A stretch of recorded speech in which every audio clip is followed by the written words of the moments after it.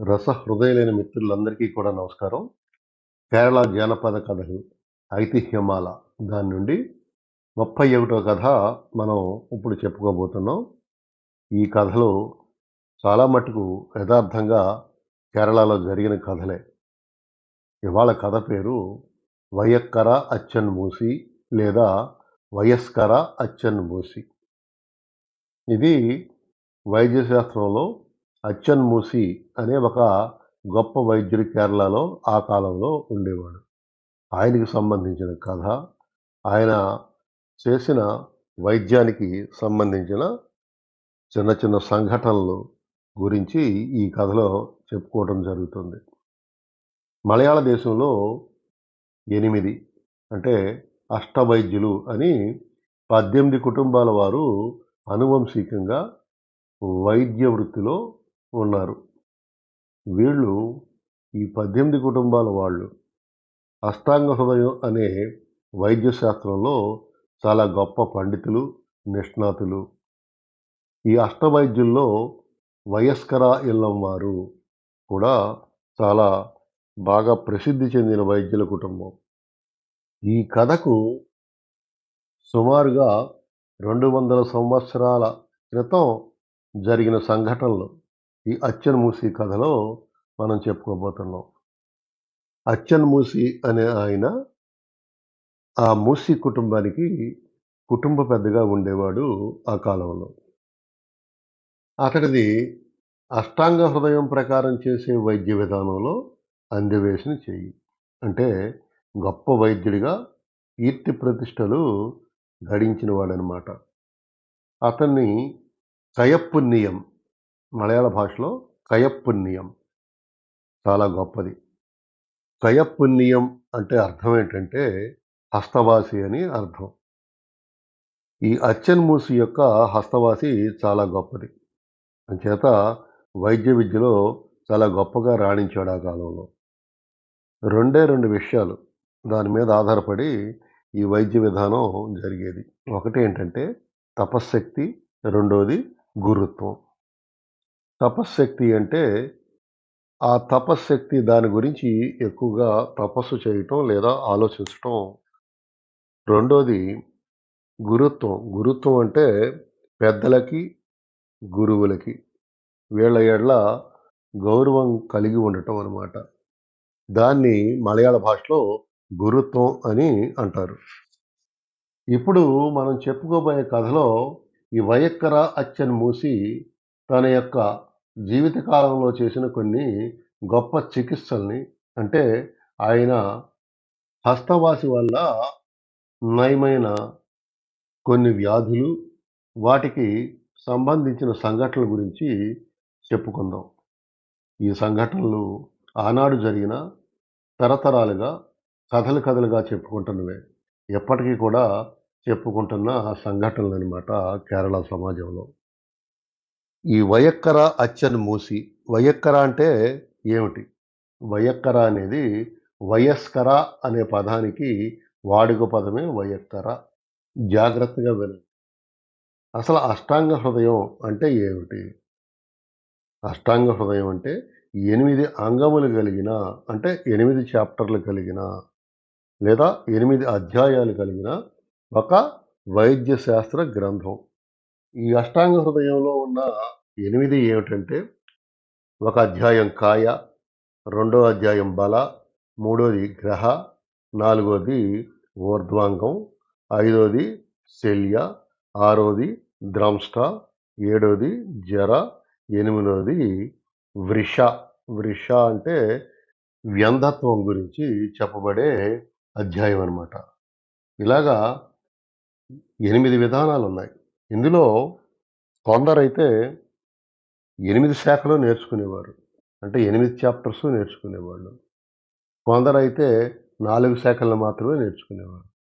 అంటే పైన మనం చెప్పుకున్నాం ఎట్లాగా 18 మంది కుటుంబాల వారున్నారు. వాళ్ళే ఈ వైద్య శాస్త్రాన్ని అనువంశికంగా నేర్చుకుంటూ వైద్యం చేస్తూ కేరళ సమాజంలో ఉన్నారని చెప్పుకున్నాం.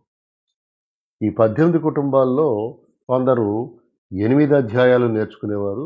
కొందరు 4 అధ్యాయాలనే, అంటే 4 శాఖలనే వాళ్ళు నేర్చుకుని వైద్యం చేస్తూ ఉండేవారనమాట. ఈ వైద్యం కూడా 15 సంవత్సరాల పాటు నేర్చుకోవాల్సొచ్చేది. మొదటి 5 సంవత్సరాలు పాఠాలు చదువుకోవటం, తర్వాత 5 సంవత్సరాలు అడవిలో ఉండి విషయ సేకరణ చేయటం.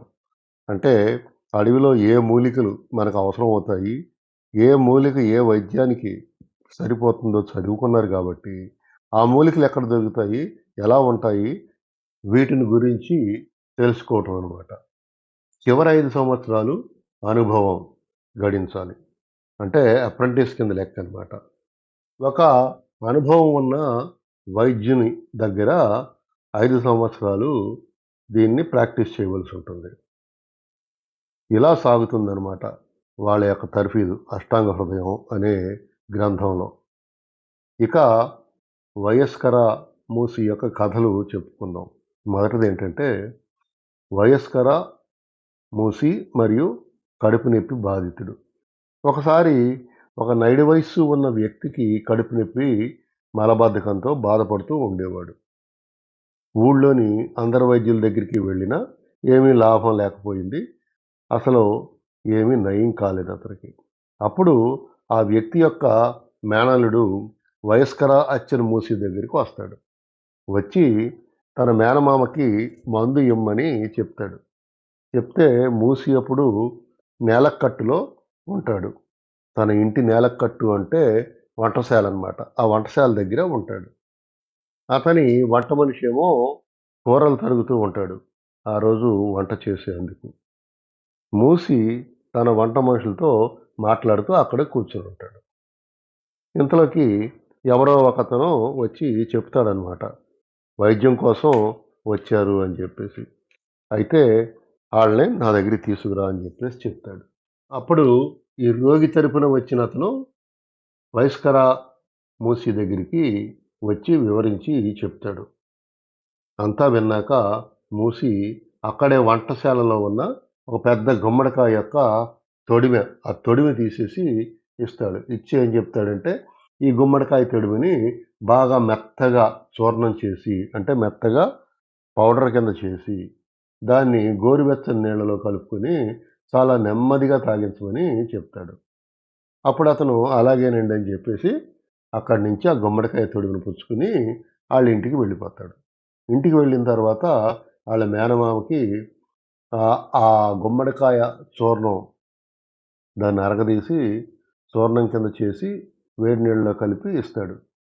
అతనేం చేస్తాడంటే, గుమ్మడికాయ తొడిని చూస్తే చాలా పెద్దగా ఉందే, అంచేత మొత్తం కాకుండా సగం అయితే సరిపోద్దేమోలే అని ఆ తొడిలో సగం భాగాన్నే మెత్తగా చూర్ణం చేసి, అంటే మెత్తగా పౌడర్ కింద చేసేసి దాన్ని వేడి నీళ్ళలో కలిపి అతనికి ఇస్తాడు. అతను తాగుతాడు. అతనికి మలబద్ధకం మరియు కడుపు నొప్పి అన్నీ కూడా తగ్గిపోతాయి. కానీ మర్నాడు మళ్ళా అతనికి నీళ్ళ విరేచనాలు మొదలవుతాయి. మళ్ళీ ఇతను పరిగెత్తుకునెళ్ళి, అయ్యా మా మేనమామకి మలబద్ధకం అయితే పోయింది గానీ, నీళ్ళ విరోచనాలు అవుతున్నాయి. మరి ఏమిటి విషయం? దానికేమన్నా మందిస్తారా అని అడుగుతాడు. అసల మూసి ఇచ్చిన గుమ్మడికాయ తొడిమ మొత్తం వాడావా అని అడుగుతాడు. అప్పుడు అతను చెప్తాడు, లేదండి సగమే ఇచ్చాను. అది చాలా పెద్దగా ఉంది గదా! సగం సరిపోద్దనుకుని సగమే ఆ చూర్ణం చేసి గోరువెచ్చని నీళ్ళలో కలిపి పట్టిచ్చాను. అతను తాగాడు. తాగిన తర్వాత పరిస్థితి ఇది అంటాడు. నేనైతే మొత్తం గుమ్మడికాయ తొడిమని చూర్ణం చేసి ఇమ్మని చెప్పా కదా! నువ్వలాగివ్వలేదు. ఇప్పుడు నువ్వేం జేస్తావంటే మిగతా సగాన్ని కూడా చూర్ణం చేసేసి అతనికి నీళ్ళల్లో కలిపి తాగించు అని చెప్తాడు. అప్పుడు మొత్తం తగ్గిపోతది అని చెప్తాడు. చెప్తే అతను ఇంటికి వెళ్ళి ఆ విధంగానే ఆ రోగికి మిగిలిన సగం గుమ్మడికాయ తొడిమిని చూర్ణం చేసేసి నీళ్ళల్లో పట్టి ఇస్తాడు. ఇస్తే అతనికి రోగం మొత్తం నయమైపోతుందనమాట. అంటే నీళ్ళ విరోచనాలు కట్టుబడిపోతాయి. ఇంక రెండో కథ. మూసి ఒక స్థూలకాయుడు. ఒకసారి ఒకానొక ఊరు నుండి బాగా పెద్ద భారీ కాయం ఉన్న ఒక మనిషిని అతని నౌకర్లు ఒక పెద్ద బల్లపై పడుకోబెట్టి మోసుకొని వస్తారు. ఎక్కడికి? అచ్చెన మూసి దగ్గరికి. వస్తే అతన్ని అచ్చెను మూసి పరిశీలిస్తాడు. పరిశీలిస్తే అతనికి పెద్ద బానపట్ట ఉంటుంది. అంటే పాట్ బెల్లీ అనమాట. అతనికి ముందు వైపేమో బానపొట్ట, ఎనకాల పక్కన కండరాలు జారిపోయి వేలాడుతూ ఉంటాయి. ఎంతమంది డాక్టర్ల దగ్గరికి వెళ్ళినా, ఎన్ని మందులు వాడినా అతనికి ఏమాత్రం ఆ ఊబకాయం తగ్గలేదు. అంతేకాకుండా రోజు రోజుకి ఇంకా పెరిగిపోతూనే ఉంటుంది. అంచేత చిట్ట చివరగా ఆఖరి ఆశతో అచ్చెను మూసి దగ్గరికి తీసుకొస్తారు. ఆ రోగి చెప్పిందంతా అచ్చెను మూసి వింటాడు. విన్నాక ఏమంటాడంటే, "నీకు మందు అవసరం లేదు. నీ మొఖంలో ఇప్పటికే పీడకల కొట్లాడుతుంది. అంచేత 30 రోజుల కన్నా నువ్వు ఎక్కువ కాలం బతకవు. ఇంక ఇంటికి వెళ్ళిపో" అని చెప్పి పంపించేస్తాడు. ఆ రోజుల్లో మూసి పెద్ద వైద్యుడు కాబట్టి, అంత పెద్ద వైద్యుడు అలా చెప్పేటప్పటికి అతను ఒక్కసారి భయపడిపోయి మూర్ఛ పడిపోతాడు. ఏంటంటే, ఇంక 30 రోజులేనా నాకున్న ఆయుష్షు. 30 రోజుల తర్వాత నేను చనిపోతానా అని జెప్పేసి భయంతో ఒక్కసారిగా అతను స్పృహ తప్పి పడిపోతాడనమాట. అలా స్పృహ తప్పి పడిపోయినోడికి మళ్ళా 2 గంటల తర్వాత గాని అతనికి స్పృహ రాదు. అప్పుడతను నౌకర్లు అతన్ని ఇంటికి తీసుకువెళ్తాకి ప్రయత్నం జేస్తారు. అప్పుడు అచ్చెను మూసి చెప్తాడనమాట. "ఒకవేళ అదృష్టం కొద్దీ 30 రోజుల తర్వాత నువ్వు బతికి బట్టకడితే తిరిగి అప్పుడు నా దగ్గరికి రా. నేను వైద్యం చెప్తాను" అని చెప్తాడు. అప్పుడు అతని నౌకర్లు అతన్ని మోసుకొని తన ఇంటికి తీసుకెళ్ళిపోతారు. అతనికింకా చావు భయం పట్టుకుంటుంది. నిద్రాహారాలు కూడా మానేస్తాడు. ఎందుకంటే వయస్కర అచ్చెను మూసి మాటంటే ఇంక దానికి తిరుగులేదు. అంచేత అది జరిగి తీరవలసిందే. అతని భార్య ఇంటికి వెళ్ళగానే అతన్ని అడుగుతుంది. అడిగితే అతను ఆ విషయం చెప్పి బాధపడిపోతాడు. భార్య ఎంతగా బతిమాలినా అతను ఏమీ తినడు. బెంగ పెట్టుకుని ఉండిపోతాడనమాట. అలా 30 రోజులు గడిచిపోతాయి. మనిషికి నిద్రాహారాలు లేక చిక్కి శల్యమైపోతాడు. ఒళ్ళంతా బాగా తగ్గిపోతుంది. మనిషి నాజూగ్గా తయారవుతాడు. అప్పుడు అతనికి 30 రోజులు గడిచిపోయాయి. ఇంకా నేను బతికే ఉన్నాను అని గుర్తుకొస్తుంది. ఇంకా వెంటనే పరిగెత్తుకొని వయస్కర అచ్చెను మూసిని కలవాలి అని అనుకుని అతని దగ్గరికి వెళ్తాడనమాట. ఎందుకు వెళ్తాడు? 30 రోజుల పాటు నువ్వు బతికి బట్టకడితే నా దగ్గరికి రా. ఎందుకంటే నీ ఆయుష్ ఇంకా 30 రోజులే ఉందని ఆ రోజు చెప్పేసాడు కాబట్టి. చావు రాలేదు కాబట్టి దేవుని దయ వల్ల నేనింకా బతికే ఉన్నాను. అంచేత ఆ వయస్కర అచ్చెను మూసి దగ్గరికి వెళ్ళాలని బయలుదేరి వెళ్తాడు. ఈ ఈ అచ్చెను మూసిని కలిసినప్పుడు అచ్చెను మూసి అతనికి ఏం చెప్తాడంటే, ఆయుర్వేద శాస్త్రంలో కొంచెం ఒళ్ళు చేయడానికి మందులున్నాయి గానీ, ఒళ్ళు తగ్గడానికి మాత్రం మందులు లేవు. అంచేత నీకు భయాన్ని చావంటే భయాన్ని కలిగిస్తే, ఆ భీతితో నువ్వు భయభ్రాంతుడు అయిపోయి, నీకు మనశ్శాంతి లేకుండా చేయడమే దానికి మందు. అంచేత నీకు ఇప్పుడు ఏమీ జబ్బు లేదు. అంతా తగ్గిపోయింది. నీ ఒళ్ళు కూడా తగ్గిపోయింది. ఇక నుంచి సక్రమంగా ఆహారం తీసుకో. రోజూ వ్యాయామం చెయ్యి. అదే నీకు మందు అని చెప్తాడు. దీనికి ప్రత్యేకమైన వైద్యం అంటూ ఏమీ లేదు అని చెప్తే అప్పుడు అక్కడు సంతోషంగా అక్కడి నుంచి వెళ్ళిపోయి ఈ వయస్కర మూసి చెప్పినట్లుగా తన జీవితాన్ని గడుపుతాడు. ఇప్పుడు మూడో కథ. ఈ మూడో కథ ఏంటంటే 'టెండర్ ఫింగర్' అంటే పసివాని వ్రేలు. ఒకసారి ఒక ఊళ్ళో ఒక గర్భిణి అయిన స్త్రీ ఉంటుంది. ఆవిడకి ప్రసవ వేదన వచ్చి నొప్పులు వస్తూ ఉంటాయి. కానీ 4 రోజులైనా ప్రసవం జరగదు. 4గో రోజున ఆ స్త్రీకి ఒక పసిబిడ్డ పుట్టబోతూ ముందుగా అరచెయ్యి బయటకొస్తుంది. కానీ బిడ్డ మాత్రం బయటికి రాదు. అప్పుడు అందరూ కూడా కంగారు పడతారు. ఆ మంత్రసానికి కూడా కంగారొచ్చేస్తుంది. మంత్రసాని అంటే ఆ రోజుల్లో మిడ్‌వైఫ్‌లుండేవారు. వాళ్ళు ఈ ప్రసవం వాళ్ళు చేయించేవారనమాట లేబర్ రూమ్‌లో. ఈ మంత్రసానికి కంగారు రావటంతో ఆవిడొచ్చి బయటకొచ్చి ఈ మగవాళ్ళకి చెప్తుంది. ఇది విషయం అని. అది విన్న వెంటనే ఆ ఇంటి పెద్దలు ఏం జేస్తారంటే ఒకతన్ని వయస్కర అచ్చెను మూసి దగ్గరికి పంపిస్తారు. వయస్కర అచ్చెను మూసి ఈ కథ అంతా విన్న తర్వాత ఏం చెప్తాడంటే ఒక మేకుని లేదా ఒక చాకుని తీసుకుని దాన్ని నిప్పుల్లో కాల్చి బయటకు చొచ్చుకొని వచ్చిన ఆ పుట్టబోయే పిల్లవాడి యొక్క చేతి వేళ్ళకి ఆ కాల్చిన మేతిని తాకించండి అని చెప్తాడు. అంటే చిన్నగా సురక పెట్టమని చెప్పేసి చెప్తాడనమాట. అప్పుడు ఆ వ్యక్తి వచ్చి ఇంట్లో వాళ్ళకి చెప్తాడు. వాళ్ళు ఆ విధంగానే చేస్తారు. ఆ బిడ్డ చెయ్యికి అంటించగానే ఆ బిడ్డ లోపల నుంచి చెయ్యిని లాగేసుకుంటాడు. ఆవిడకి అప్పుడు సుఖప్రసవం అవుతుంది ఆ స్త్రీకి.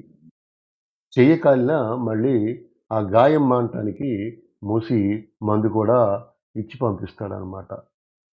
ఇక నాలుగో కథ 'వలవల వైద్యం'. చెంగనూరుకి దక్షిణంగా కేరళలో 40 కిలోమీటర్ల దూరంలో ఒక ఊరుంటుంది. అక్కడ గోపాలన్ నాయుడు అనే ఒక ఆసామి ఉంటాడు. అతనికి కీళ్ళ నొప్పులు, కడుపు నొప్పి వచ్చి బాధపడుతూ ఉంటాడు. ఈ వయస్కర అచ్చెన్నామూసి దగ్గరికి వైద్యం చేయించుకోవటానికి వెళ్తాడు. వెళ్తే అతనేమనుకుంటాడంటే, మూసీ గారు ఏమన్నా కషాయమో, లేతే అరిష్టమో వంటివి ఏమైనా ఇస్తాడేమో అని అనుకుంటాడు. కానీ ఆ రోజు మూసీ దగ్గర చాలామంది రోగులు వచ్చి అతని వైద్యం కోసం ఎదురు చూస్తూ ఉంటారు. అందరికీ మందులు ఇస్తూ ఉంటాడు మూసీ. చివరికి గోపాలన్ నాయుడు యొక్క వంతు వస్తుంది. అంతా శ్రద్ధగా విన్న తర్వాత ఈ మూసీ ఏం చెప్తాడంటే, "మీ ప్రాంతంలో ఉలవలు దొరుకుతాయా?" అని అడుగుతాడు. అడిగితే, "దొరుకుతాయండి" అని చెప్తాడు. "మాకు కూడా ఉలవల పంటుంది. మా చేలో ఉలవలు పండుతాయని" కూడా చెప్తాడు. అయితే రోజు ఉలవల్ని ఉడకబెట్టుకొని, అంబల్లో కలుపుకొని తాగమని చెప్తాడు మూసీ. ఈ గోపాలను దానికి మదన పడిపోతాడు. ఎందుకంటే ఉలవలు తినటం ఏంటి? ఉలవలు గొడ్లు తింటాయి. లేకపోతే గుర్రాలు తింటాయి. మనుషులు తింటామా? ఇంత ఉన్నవాడిని నన్ను ఉలవలు తినమని చెప్తాడేంటి? అని అనుకుని ఇంటికి వెళ్తాడు. ఇంటికి వెళ్ళగానే గోపాలన్ భార్య అడుగుతుంది. "ఏం చెప్పారు డాక్టర్ గారు" అని చెప్పి. ఆవిడ చాలా తెలివిగలదనమాట. అప్పుడు ఇతను చెప్తాడు. "ఉలవలు తినమని చెప్పాడు అంబల్లో కలుపుకొని" అని. "ఉలవలేం తింటాము? మనుషులు తినేవి కాదు కదా! ఈ గొడ్లు తినేవి కదా!" అని కూడా అంటాడు భార్యతో. అప్పుడు భార్య ఏమంటుందంటే, "ఏమోనండి, మీ వైద్యానికి ఆయన ఉలవలు తినమన్నాడు. ఆ మందు అంటే ఆ లక్షణాలు తగ్గించటానికి ఆ ఉలవల్లో ఏమన్నా ఉందేమో ఆయన చెప్పాడు కాబట్టి మీరు ఆ రకంగానే తినండి" అని చెప్పేసి ఎమ్మటే ఉలవల్ని ఉడకబెట్టి అంబలి కాసి, అంబల్లో ఆ ఉలవలనేసి అతనికి ఇస్తుంది. అతను తాగనంటాడు. ఆవిడ నచ్చజెప్పి అతనికి ఉలవలు తాగిస్తది. తాగించిన తరువాత కొన్నాళ్ళకి అతనికి కీళ్ళ నొప్పి మరియు కడుపు నొప్పి ఈ 2 కూడా తగ్గిపోతాయి. ఇంకా అప్పటినుంచి గోపాలం చాలా సుఖంగా, ఆనందంగా జీవిస్తాడనమాట. చివరగా ఇంకో చిన్న కథ. అదేంటంటే ఇది చాలా నవ్వు తెప్పించేదిగా ఉంటుంది. ఆ కథ పేరు 'బిగుసుకుపోయిన చెయ్యి' అని చెప్పుకుందాం మనం.